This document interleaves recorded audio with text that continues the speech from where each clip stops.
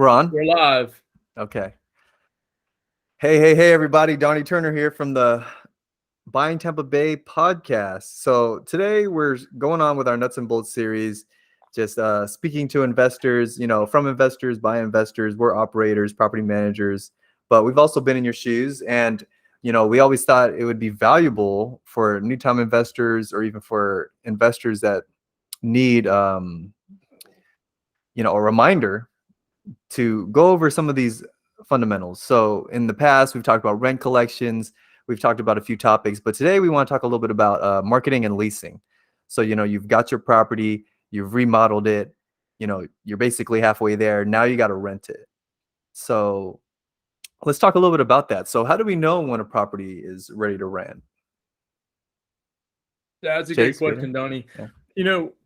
A lot of times, people do a visual inspection of a property. You might just call that a walkthrough, and everything looks good. It's clean, everything's in the right place where it needs to be. Nothing's out of place. There's no clutter or anything. You might say, oh, yeah, this is ready for somebody to move in. But in reality, what I think needs to happen in order for a property to be rent ready for sure is to do what I call a test drive.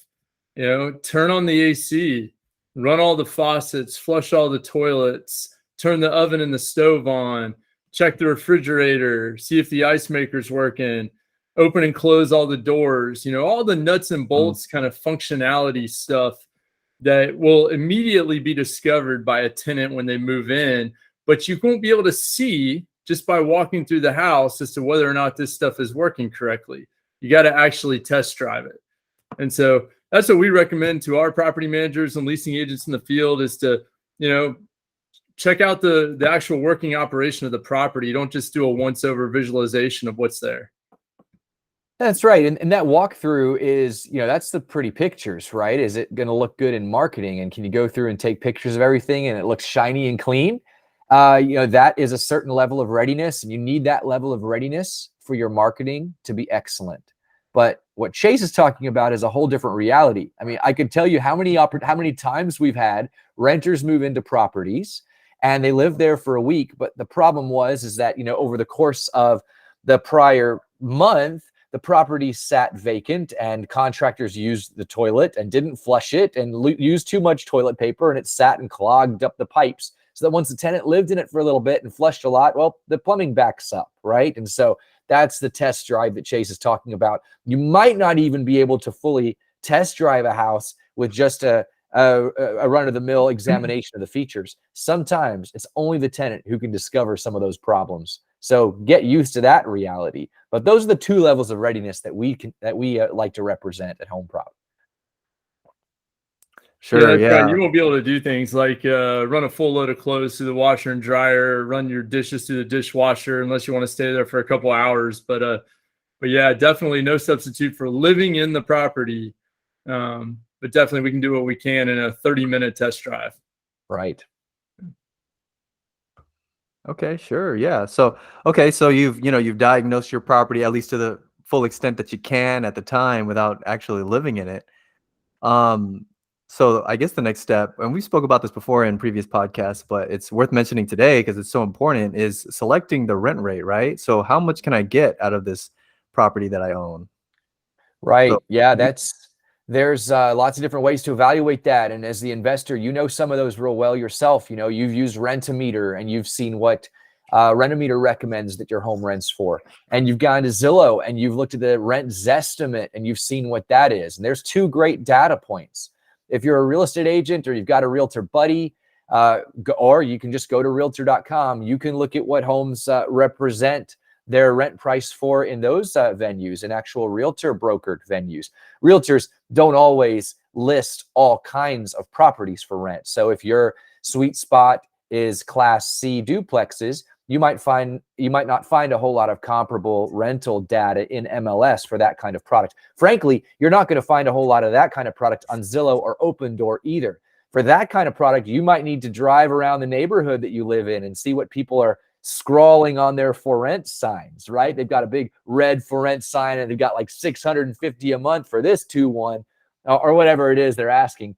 And that's a good way to see what people are what competitors are asking for their homes in your neighborhood. So lots of different ways to try and comp out or get a comparable value of rent for your home. And you're just going to want to look at those factors and the market trajectory to set your price. And so what I mean by market trajectory is, are you in a market right now where rent prices are going up? And that, if you are, then you're not going to want to price your home at or below, certainly, what your neighbors are pricing their rental for. You're going to want to price it a little bit up because you're in a strong market where rent prices are moving up. But if they're moving down, on the other hand, or flat, you might need to price your rental property at or below slightly what your competitors are pricing their homes at in order to rent your home. So lots of different mindsets you need to have, lots of different hats you need to wear when you're looking at pricing your property. Yeah, and probably one of the main things to consider is just that you're pricing apples to apples when you're looking at comps. Make sure that the amenities you're offering are similar to the ones that you're comping your property against. Make sure it's a similar type location. If you've got a home in an HOA community, comp it against other HOA communities, things like that. So those are just some best practices that we may have already mentioned on a previous pod that go into figuring out what that right rent rate is, because setting the rent rate is critical to minimizing your vacancy. You don't want to set it so high that you get a lot of door kickers, a lot of showings, but nobody actually signs a lease. And you don't want to set it so low that you leave money on the table. And that's really the science, or, I guess maybe the art behind setting the appropriate rent rate.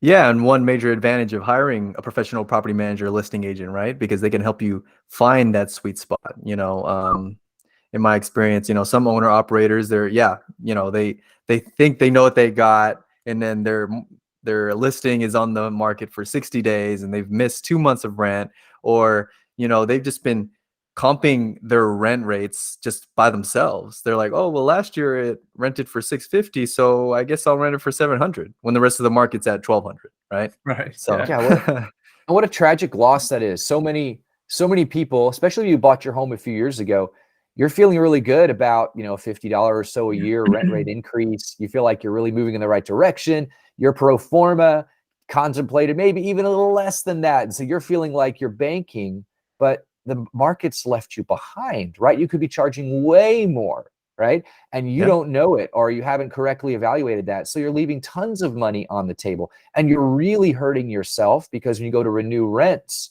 after the first 12-month period, you will have been asking too much to begin with. And now how do you renew to market rate if you were already substantially below market? It puts you in a very tough spot.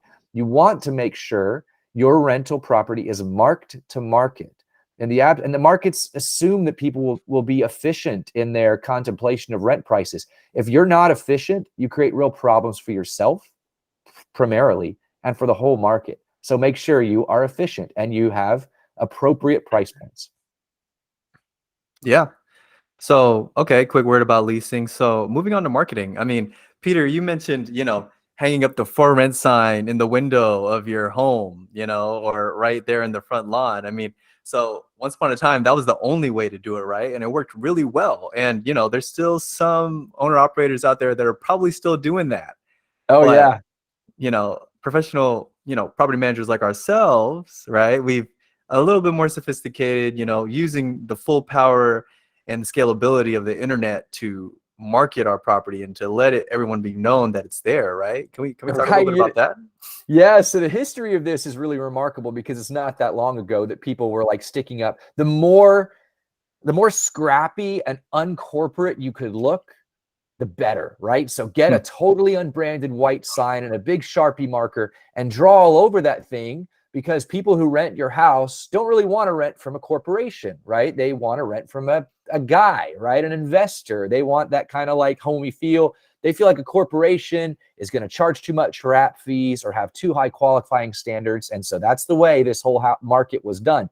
If you're still that investor, that market has moved way away from you now. Now, rentals, even of Class C, lower income rentals, the whole market expects a higher level of professionalism. So the renters are expecting to be thoroughly vetted and screened. They're expecting to pay a market priced application fee, which in our market is $70 a head, right? So, and that's irrespective of rent price, right? So you're paying a lot of money, even at a low end property, for an application fee, right?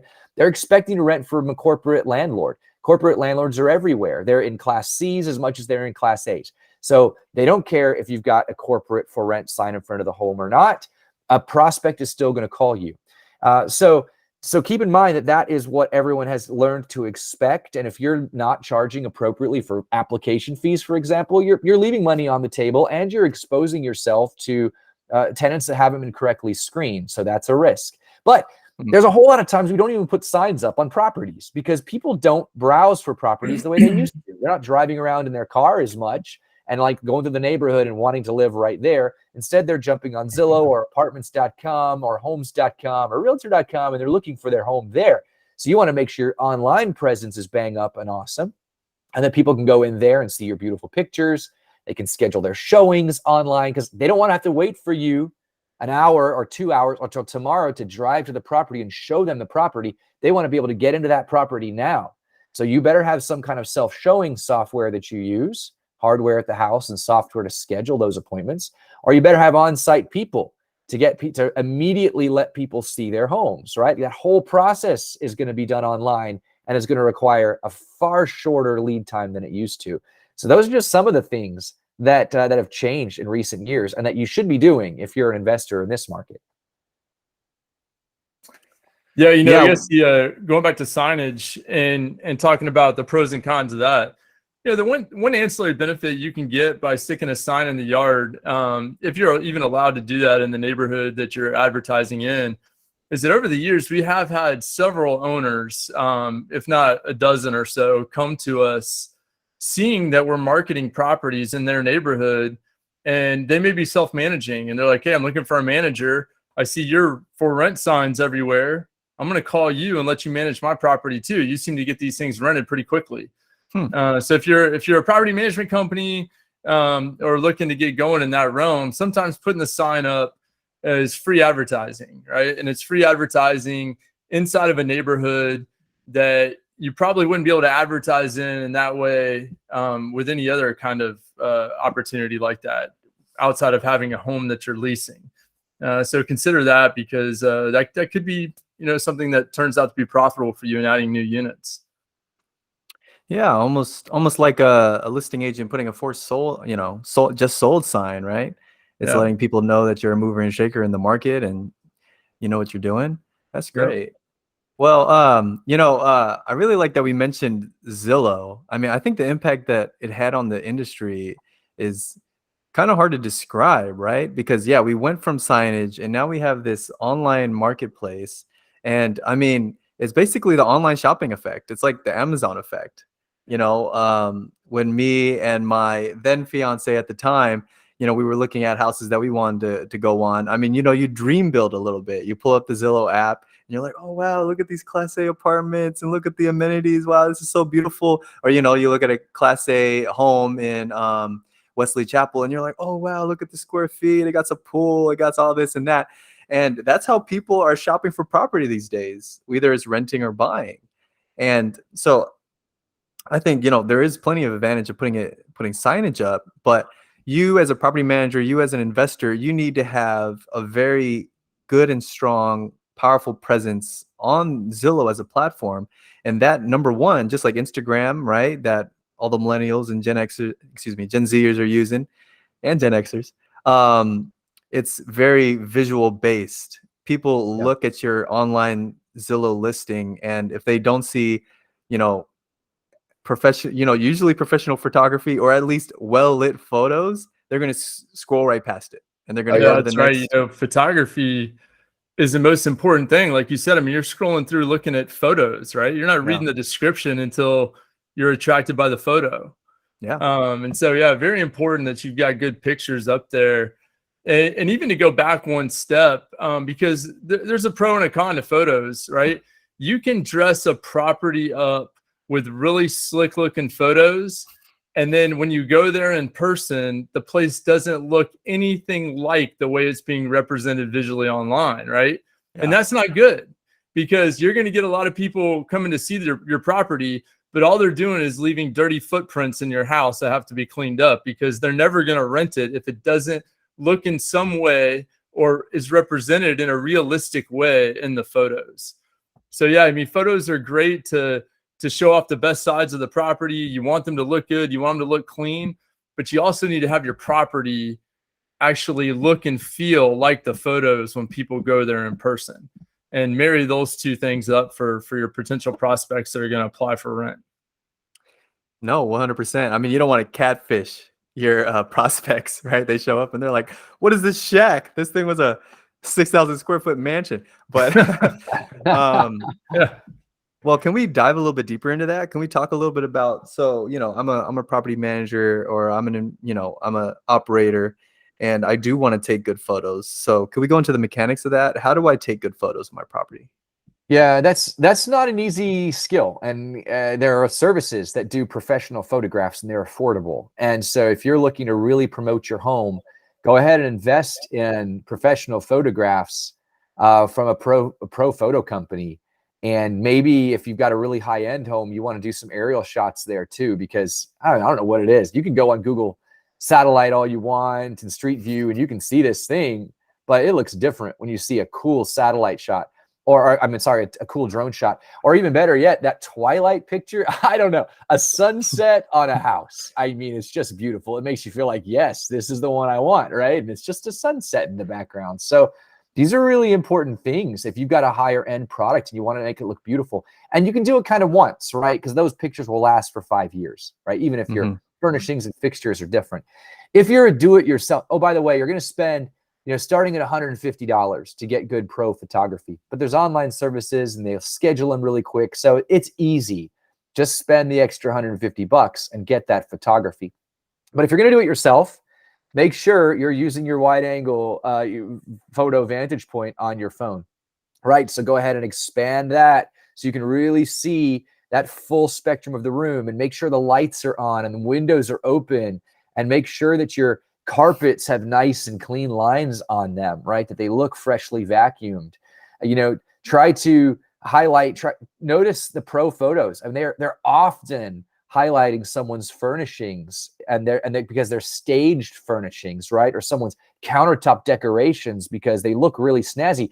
And it's like, that's not going to be in the house when you go rent it, but someone's trying to buy a lifestyle, right? And trying to buy design and feeling and comfort. And so you want to try and reflect that as much as possible in a home. But what you don't want is like someone's stuff, right? And so like it's your stuff and it's a bed, and they've kind of like pulled the blankets over and there's a pillow up there, and it might be someone still in the bed just covered with a blanket. You don't really know, right? Because it's, as much as the bed is made, who knows, right? And you look at it and this is like cluttered, and it's not, the colors don't coordinate. There's no headboard. Things just don't look like the lifestyle I'm aspiring to. And every renter at all class of homes is aspirational. So give them something they can aspire to. If the furnishings in your home are dingy, it's better to advertise it without any furnishings at all than it is with dingy furnishings. And so either make sure you've got a wonderfully staged home with beautiful furnishings and nicely decorated walls, or a blank palette so people can imagine their own stuff. But you can do that yourself. Modern phones have got great features, and so you can do that on your own phone. If you want to upgrade and get a nice camera and a nice wide angle lens, you can do that too, but it's not always necessary. I highly recommend pro photography. It makes such a difference.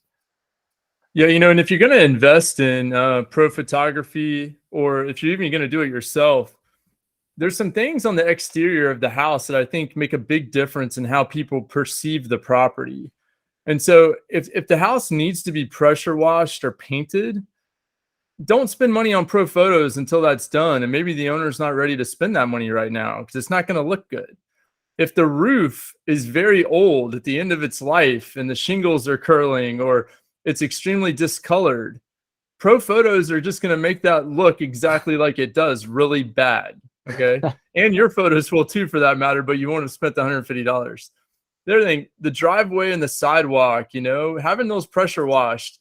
If you're going to invest in the pro photos, and I highly recommend it on these higher end properties, spend the money to pressure wash the driveway, soft wash the roof, pressure wash the house, maybe even paint the house if it's needed, because you spend the $150 and invest in these pro photos and you can use them for years and years if this stuff looks good when you take the pictures. So just all kinds of things to consider. Obviously, it all costs money, but at the end of the day, especially if you've got a high-end property, it can make a 10 or 15% difference in the rent price you get for that property because you've done things like pressure wash and soft wash and paint and things like that.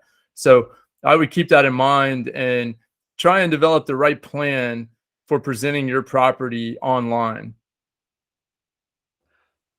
Yeah, 100%. I mean, like I said before, and I love that we went over the aspirational bit of it and just the public presence of it on the internet. In realty, right, we talk about curbside appeal, and that's become virtual. Now we have virtual curbside appeal, and people look at the listings, and yeah, they look at the kitchen, right, and they want to see the granite countertop and the steel appliances, and they're like, oh yeah, I can see myself, frying eggs and bacon right there. It'll be great. And so yeah, you're selling your listing before they even walk on the property these days. So incredibly important. So yeah, so we talked about that. We talked about taking the photos. Let's talk a little bit more about distributing those photos. So, how do we exactly manage our marketing schemes when we're putting our properties on the market? Well, this is going to be an area where a pro property manager is going to be the most useful to you, right? Because Sure. as an individual investor, you can go ahead and upload these photos onto Zillow. You can list your own property for rent on Zillow. The Zillow group has a syndication network that it sends properties out to. It's good. It's thorough. It reaches a portion of the population, right? But a pro property manager is going to list these, put these homes and put your home for rent in just a complete set of advertising sites, right? So anywhere that people are looking for a rental home, that pro property manager is going to make sure your home is advertised. And that really does make a difference. Well, the majority of renters are looking first at Zillow and apartments.com. If you go to Unique Home, if you've got a home that's a higher asking price, you definitely want to be where everyone is looking, not just where majority of people are looking. And so your property manager will have a syndication, should have a syndication platform, and they'll put your property for rent and the pictures and the description and all your qualifying terms, and they'll blast it out to the market. And they'll make it so that whenever someone's looking for a home like yours, they will find it. And it won't just be the pictures, right? They'll be able to click on that listing. They'll be able to schedule a showing. Guys, I spoke of this earlier. This is so important, especially post-COVID. You need to be able to offer immediate gratification to a prospect who's looking to see your home. And back in the day, when people had to schedule something 2 or 3 days out from now, it's just not the way people are now. People want to be able to see your home right now because they've got a gap in their schedule this afternoon, and they want to be able to go and look at the house. And they don't want you there. They really don't. They want you as the owner there. They don't want you as the property manager there. They want to be able to walk freely and independently through that home. They want to be able to talk about the good, the bad, and the ugly. They want to kick the tires. I promise you, they don't want to steal the fridge. They've got nowhere to put the fridge, right? They're in a Kia Soul, right? Where are they going to stick that thing? So they're going to want to look at the house. And since they've used self-showing technology, your property manager will have protections. They'll have a copy of the ID, probably a copy of the credit card of the browser. They'll have talked to them to ensure they have clear access instructions. They might even talk to the prospect while they're walking through the house, but certainly after they've left, they'll call again to make sure the key is back where it was supposed to be. And that is a wonderful free experience for the prospect. They want that kind of freedom when they're browsing your home. And the right syndication platforms integrate these self-showing services. So all this works together seamlessly. It gives people it lets people shop how they want to shop for homes. And this is what you need to offer people as an investor these days. No, yeah, perfect. I like, people want the privacy, right? And yeah, they want to be able to talk trash about your property without having the listing agent hovering over them. They're like, what do you mean the color's not nice? But yeah. Well, exactly. Yeah, one thing to watch out for. Perfect. Yeah. Yeah, one thing to watch out for is I think we're all familiar at this point with rental scams. And, a lot of times people will ghost your listings online. They'll use Craigslist. They'll create additional, listings on all kinds of online platforms. And so you may have that prospect that has experienced something like that, thought they had rented a home. Maybe they dealt with a scammer and they couldn't tell. And so from time to time, you are going to have those people that they're not going to trust the electronic, disconnected, non-personal process. You've got some elderly people that may have challenges with technology. So depending on the kind of property you've got and who your target renter is, it's appropriate to tailor the process to those people. But be aware of scams. They're out there. There's really, there's a few things that you can do to try and prevent that from happening to your listing, like watermarking photos and doing some other things of that nature, staying on top of your listings and reviewing them on all online platforms pretty regularly, just by doing address searches and things like that. But all this online process is fantastic. The technology and the innovation over the last 10 years is wonderful for property managers, leasing agents, and renters alike. But just beware, there are bad actors out there, and they will come after you if you have a significant presence online, or if they think that what they see in your listing is easy for them to take advantage of. Right. I think the best method that we've had, these technologies are always evolving, more fail safes to help prevent against these bad actors or these rental fraud scams. But one of the things you can do the best is put up a sign in the property. So on the door, looking out at the renters when they show up to the door, on the kitchen counter, put up a sign that says, this home is professionally managed by you or owned by you. And that if you're not being accompanied right now, or if you haven't scheduled an appointment with a home prop agent or with your name as the investor owner, then you're probably a victim of fraud, right? And that way, when someone shows up at a property and something doesn't look right, familiar to them, they're seeing a sign that shows a different company's name, they're going to have another bell go off in their mind. By the way, they already have lots of bells going off because these fraud scams are all contingent on the fact that someone is able to market your home for rent at some so cheap price that someone's going to find it on Craigslist and say, wow, this is too good to be true. But they're naive enough to not resist the call of their instincts to say it probably is too good to be true. And so they submit an application and they try to actually rent that home for this really low price from this fraudster. So there's lots of red flags already going off. The sign in your sign in the property can be that final red flag to prevent fraud from actually happening to that poor person, right? And so it's also going to be a mess for you if it does happen. But that's one of the surefirest ways that we've had of preventing it. Yeah, we also use, electronic code boxes, which, they do track, who goes into the property. They've got to register on the platform to get a code and to get access in that way.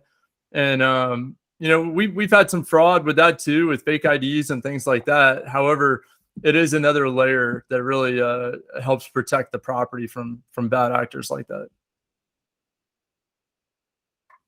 Oh yeah, great points. Okay, so let's see here. We got the listing, we marketed it, we had a lot of prospects. They came through, they looked at the listing, they showed themselves in, they walked the property, they love it, they want to rent it. So how do we proceed from there? What's the next step?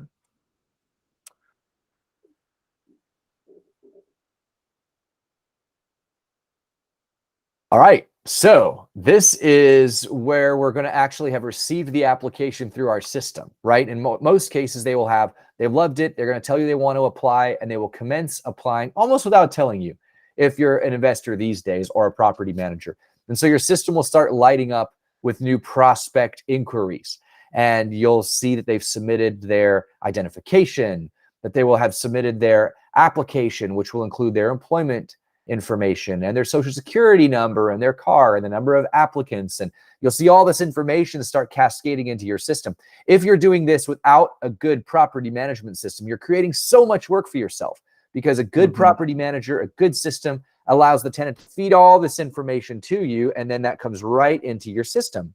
so that when you have a thorough application, you can go ahead and press screen, right? Screen the applicant. And then your applicant will be screened through all the credit reporting bureaus, all the background check bureaus, the criminal record databases, the court record databases, and just about everything else to help you understand what kind of a person you're renting to. That screening process is so important. If you're an investor, you cannot skip it. If you've got a friend applying for the home, you cannot give them a pass. That friend needs to go through the same application process as that total stranger, simply because you don't know everything about your friends. There could be something in their background or in the background of a co-applicant that you really need to know about, right? And so you need to upfront let them know that you are required by your lender, by your property manager, by your wife, whoever it is who's your accountability partner, to screen every applicant. So go ahead and submit the fee and go ahead and be screened. And hey, you can prioritize your friend's application, right? You can make it come in before anyone else's if you want, but you should really screen everybody. The information that you can now get is wonderful. It's thorough. It's so comprehensive. And you can make a great decision on your new applicants based upon the information that you get. Yeah, one of the key things to screening, because the technology is great, you can run people's information through the software and get all of this information about who they are, what they've done. But the one thing you can't do, usually in an automatic way or through a software screening process, is document their income. And this is one of the most important things of screening, is documenting that this person actually has the job they say they have, and that they actually make the kind of money they say they make. Online, when they fill out an online app, they can say whatever they want, but now it's your job as the leasing agent to document and verify what they're telling you. And so getting a verification of employment directly from their employer is a critical step in the process to make sure they actually have a job. And then you got to document what that job is paying them. And you can do that through pay stubs. You can do that through their tax return if they're self-employed, or you can do it through bank statements if they have a company they own where a good portion of their business is a cash business and they're not reporting it to the IRS. This does happen. It does present an additional layer of risk in documenting exactly what their true income is. And so the most stable forms of income verification are pay stubs, where the applicant receives a W-2 from their employer, or verifying through their tax returns what their AGI is that they're reporting to the government. And when we do tax returns, we usually want to see a pattern. So we collect 2 years of tax returns. If they have a W-2 job and we're looking at pay stubs, we usually get between 3 and 4 months of pay stubs to verify income. But verifying that is critically important because it's the only way they can pay your rent. If they don't have income, they can't pay rent.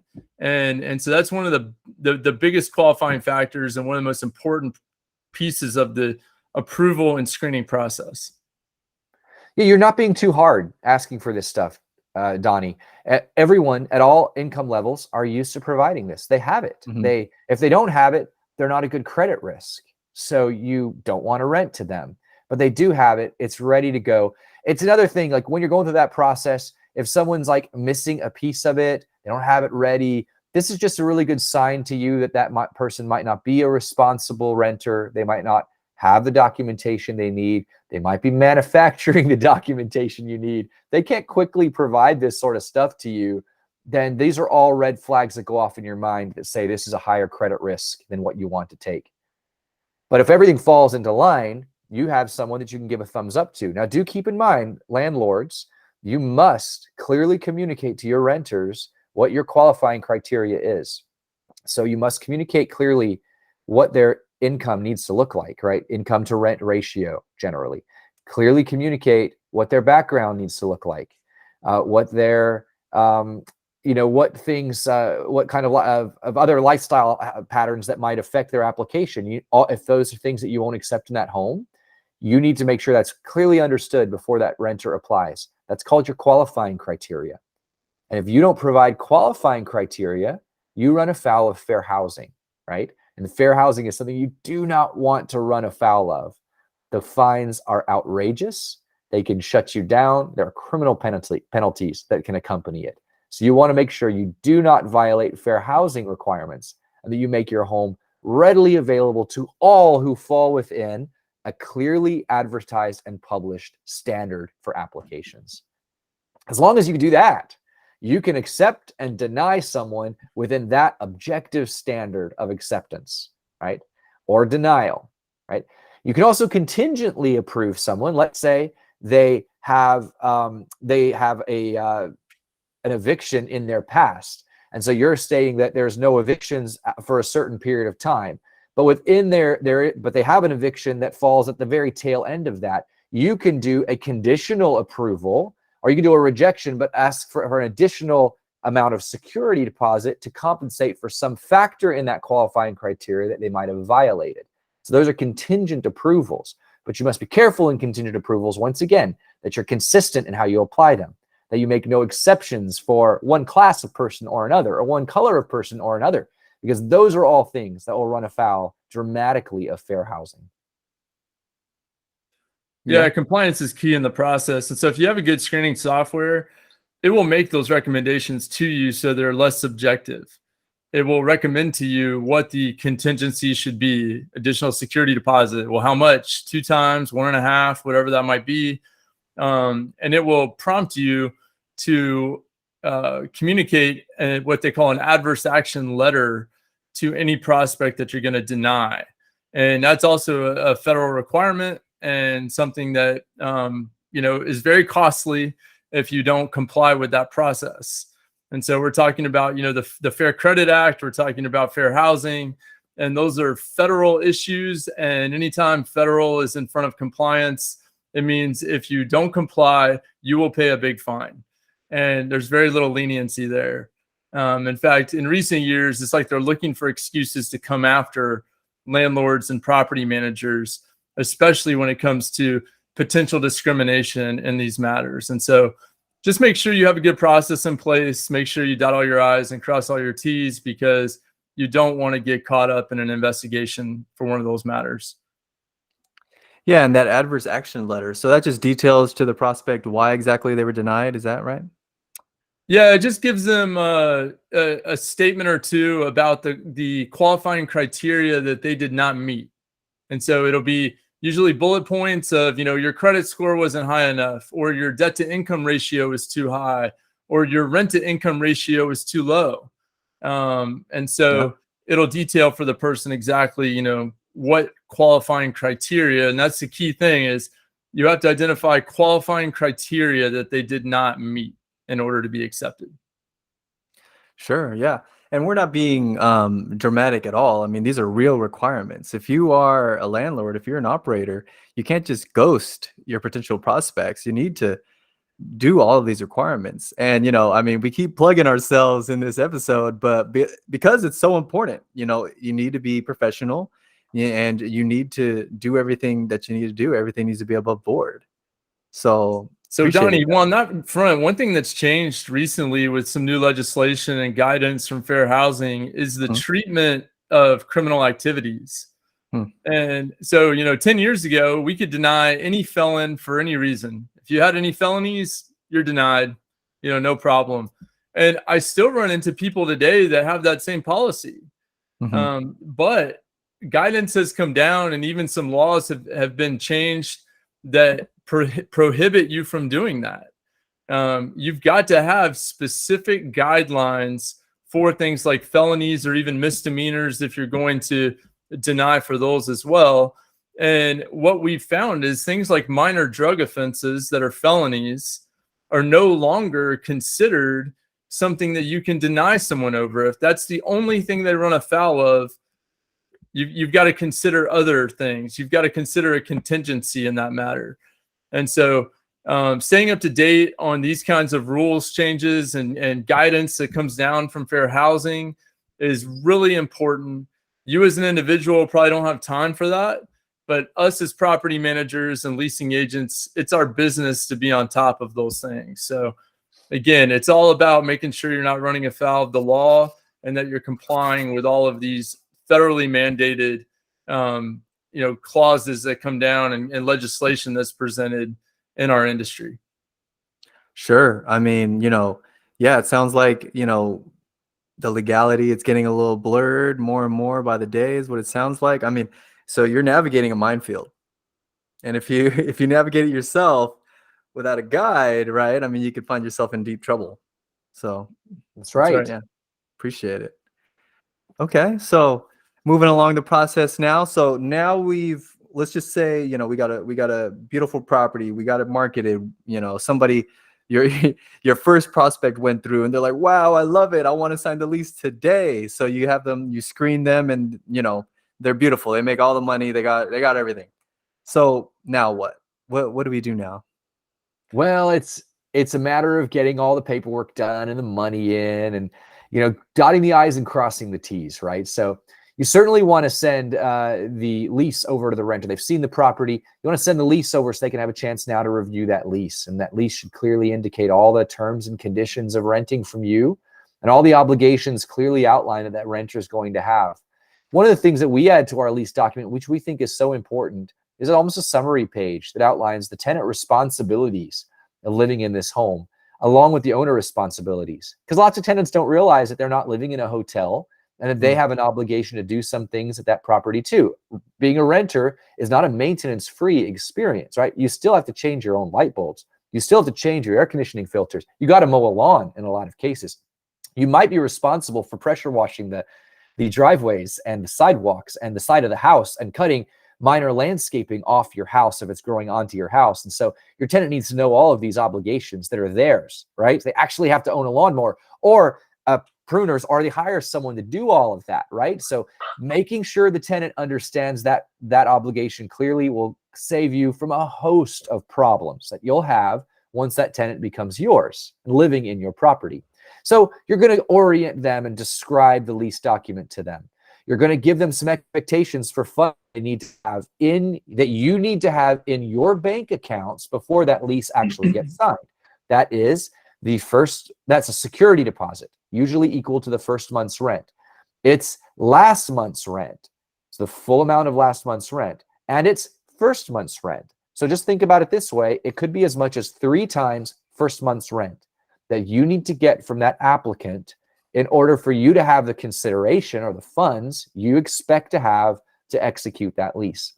Once all those funds are cleared in your bank account, then you can sign that lease with that renter, right? So it's critically important, because a check is not enough. If you take that check to the bank and cash it and 3 days later it bounces, I hope you don't have a signed lease at that point, because you don't have funds to back up that signed lease. And now the tenant has a lease and can move into your property without having paid anything, right? So make sure those funds are cleared in your bank account. A rush tenant is a big red flag, right? Hopefully they've planned their life a little better than needing to have that property today, right? If they haven't, then they must have cashier's funds, certified funds, some form of actual hard funds that they can give you, so that you can know that you can take those funds and they will clear your bank account with 100% certainty before you give them that lease. Yeah, just to clarify a little bit on that process, our software allows us to use this fantastic feature called rent money, because what we found out over the years is there's hardly any such thing as guaranteed funds except for a wire transfer and cash. Almost every other form of payment can be recalled or withdrawn back from your bank account for any reason we found. I mean, really, sometimes these reasons are ludicrous, but the best way we have found with our particular software to collect these funds is through this rent money process, where the prospect takes cash or other form of payment that will be accepted by Western Union, Amscot, Walmart, 7-Eleven, gives that institution the funds. And through this rent money process, that money's then guaranteed to us as the property manager and goes right onto their ledger as if they made an electronic guaranteed payment. So there's some things like that you can do to make sure that you truly are getting guaranteed funds. You really don't want your leasing agents out there collecting bundles of cash, but 7-Eleven is glad to collect a bundle of cash. So is Western Union or any other location like that that works with this rent money concept that we use. So that's one important thing. And one other thing I'd like to highlight is that the tenant can sign the lease, because a lot of times the tenant wants to at least see the lease, if not sign the lease themselves before they fork over money. But what Peter was talking about with the execution of it is you, as the leasing agent or property manager, countersigning that lease to fully execute it. So having a signed lease from a tenant or a prospect is fine. They can sign all day long. Doesn't matter how many times they sign or initial that lease, it means nothing until it's fully executed by the property manager or the leasing agent. So you can work out what steps, or what process works best for you in a step-by-step. But just remember, as was pointed out, do not execute the lease until you have the guaranteed funds. That's critically important, because if you do, you've now legally granted access to that property to someone who hasn't paid you a dime. And now you've got to evict them, which can take time and money if they choose not to cooperate with you for whatever reason. Yeah, 100%. Good thoughts. Thank you. And so then, the next thing you're going to want to do is orient them, right? A lot of times property managers feel like, hey, like, I've got the money, I've got the lease, I can just move the tenant in by giving them a lockbox code. They move their stuff in, everything's good, no problem. Well, that can happen, and it happens all the time. But I think we would suggest that is not a best practice. You, as the leasing agent, need to meet this tenant at some point face to face. And it's a great idea for you to meet them at the property during this move-in and give them an orientation. And there's so many things to orient the tenant to, not only the nuances of the property, like how to change the air filters, what to do to triage minor maintenance issues, show them that, garage door that sticks a little bit, show them where the upside down outlets are that are only turned on by a switch, all that kind of stuff that's kind of a nuance to that property. But you really want to orient them to your process as a property manager. You want to tell them how to log into their online resident portal. You want to tell them how to submit maintenance requests in writing, how to pay their rent, how to set up their bank accounts for automatic ACH, how to do all these things, and then add on the layers of like HOA and their rules and regulations, and how to access pools and other amenities, and where they find the mailbox, and what key works for that, how the garage door remotes work, and all of that stuff is critical during this orientation process with the tenant. Because the better you do at orienting the tenant to the property and your process, the fewer headaches you're going to have down the road, and probably the less maintenance requests you're going to get immediately after move-in, which is going to not only save you headaches, but save owners money and having to dispatch people to the property. Yeah. Sounds good. So yeah, that sounds like it covers it. So we talked about marketing our property. We talked about listing it. We talked about putting on the photos on Zillow and other syndicate sites, screening our tenants, our prospects, leasing them, and then finally the big day for the tenants, big day for the landlord, the move-in, and exchanging the keys and making sure they're fully onboarded and everything else. And there you have it. Now you have a leased property. Congratulations. That's right. A leased property to a happy renter where expectations are clearly understood. And that makes everyone happy, right? Because even in an imperfect scenario, if everyone understands what their role is and what things are, then people are generally more content.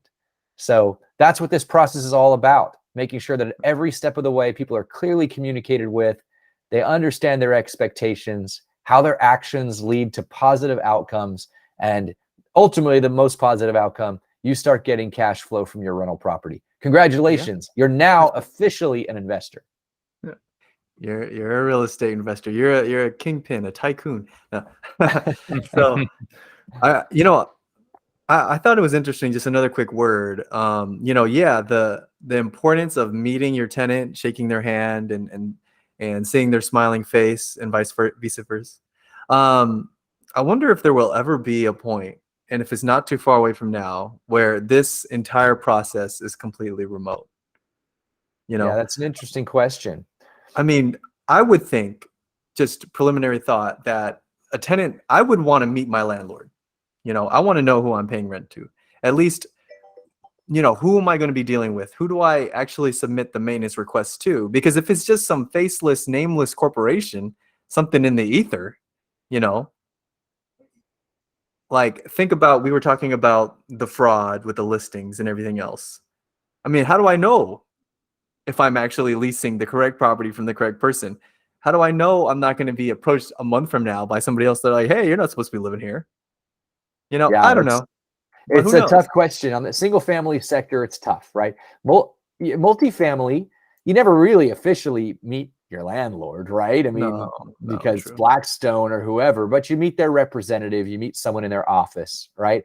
People will, over the course of time, become comfortable with different digital interactions, digital meetups. They have already. COVID was a huge motivator, probably cut 5 years off of that adoption life cycle. And now we're all very good with in-person showings and online technologies for signings. We don't really need to meet up with people. We can do meetings this way, and we're all very happy with it. And so maybe there comes a point where we can easily do a video conference from our office with our official property manager shirts on, and everyone's 100% comfortable about that, right? We're not far from there. And I think some tenants could do that right now, and it would be fine. And some tenants, you could walk around their home with them on their own video phone, on their own phone with a Zoom link, and you could orient them to their home digitally from your desktop. That's not impossible, but they've got to be able to work their phone, right? So that's the contingency. But we're not far. Soon it will happen. Yeah, listing agents, showing listings in their boxers. They're like, hey, it's already happening. You can definitely do all that stuff, and again, I think it's just being cognizant of who your client is. Some people like that, some people don't. And the more you can make that tenant comfortable, I think the better your relationship with the tenant is going to be, because that's what you've begun, is a relationship with this tenant. And it's going to be fine until something happens. And then, will they give you the benefit of the doubt as the property manager? Will they, have a connection to you in some way? Hopefully that's the case, and they won't just view you as this greedy landlord that's trying to stick it to them as a tenant. That's but one tip out there for those of you looking to rent: if you want to be sure that the person you're paying rent to is actually the owner of the property, at least on our leases, one best practice we use is on the lease, you will find the owner of the property on the lease as the landlord. We're the landlord's representative, but your lease is between you and the owner of the property. It's not between you and Home Prop. Home Prop's just the manager. And so you can go on the county property appraiser's website, enter the property address, and see who's listed as the official owner of the property, and make sure that matches up with the name on the lease that you signed. And that's one step. And then the second step might be to ask your property manager for some kind of proof that they have an agreement with the owner for you to manage that property. If you can link those two pieces of information together, then you can be rest assured that you're paying rent to the representative of the owner, and the owner is actually the person that owns the property. But without that, you're going on good faith. And we can still operate on good faith in a lot of things, but if you want to be sure, if you've been a victim of fraud or scams, that's definitely 2 steps you can take. Yeah, that would be a pretty savvy renter, I would think. Who knows? Maybe we'll have, like on the social media platforms, maybe we'll have blue checks for the landlords. Like, I am the official landlord, verified. Just wait till you start running to an attorney, and then you'll find out who the savvy renter is. Yeah. Oh yeah, fair enough. And Zillow offers that service. They offer verified landlords for they do. people who have substantial amount of experience leasing properties. So again, another great reason to get with a good property manager. The tenants who are renting your homes will never really have to be unassured or fearful that they're renting from a scam artist. So there is security in that, right? Knowing for the tenant to know that they're leasing with a professional property management company, because now they know, there's some accountability here. If my toilet breaks, I have beyond reasonable doubt to know that they will send a maintenance guy, compared to Joe Schmo. You rent from him. and he may get around to it after he gets off work at 5 p.m. Right? Yeah. So, no, good thoughts, guys. Well, yeah, thank you so much. I've personally found a lot of value in this, so I'm sure the listeners will as well. Wonderful. Thank you. Yep. Sounds Thank good. you, Donnie. Yep, Look forward to our next nuts and bolts episode next week. let's do it. All right. All right. That was good. I liked it. I think that was good. Oh.